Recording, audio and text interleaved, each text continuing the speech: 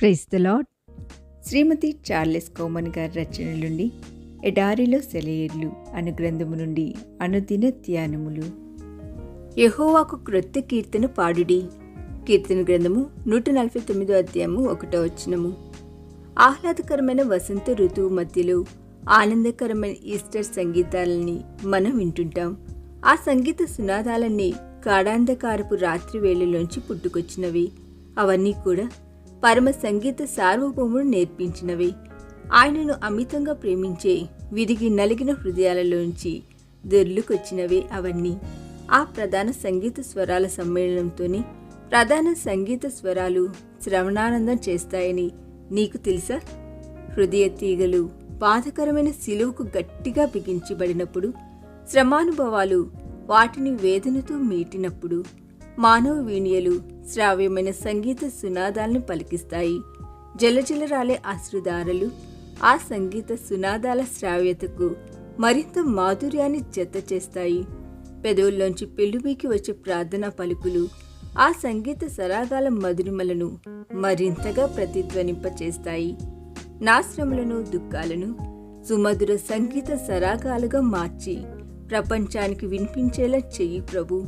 పరలోక సంగీత సునాదాలను శ్రావ్యంగా ఎలా పలికించాలో నాకు బోధించు. పరలోక గాన బృందంతో నేను స్వరం కలిపి క్రొత్త గీతము ఆలపించేలా నిత్యత్వపు హల్లెలూయా గీతాల మధురిమలను సాధనం చేయడం ఎలానో నాకు నేర్పించు ప్రభు. నీ కలువరితో పోల్చినప్పుడు నా కలువరి ఎంత స్వల్పమైనది. నీ శ్రమలతో పోల్చుకున్నప్పుడు నా శ్రమలు ఎంత అల్పమైనవి. నీ సిలువ మోసేందుకు కేవలం సీమోను మాత్రమే సాయం చేశాడు. కానీ నా సిలువ మోసేందుకు అనేకులు నాకు సాయం వస్తున్నారు. సిలువ మార్గంలో నేను నడిచేప్పుడు నన్నెవరూ అపహాస్యం చేయడం లేదు. కానీ నువ్వు సిలువ ఎత్తుకుని నడిచినప్పుడు జనసమూహమంతా అపహాస్యం చేసింది. నా కన్నీళ్లను అనేకులు తుడుస్తున్నారు, కానీ నీ కన్నీళ్లు తుడిచేందుకు ఎవరూ రాలేదు. నా తలపై ఎవరు ముళ్ళ కిరీటం పెట్టలేదు. ముళ్ళ కిరీటం నీ ముఖాన్ని రక్తసిక్తం చేసింది.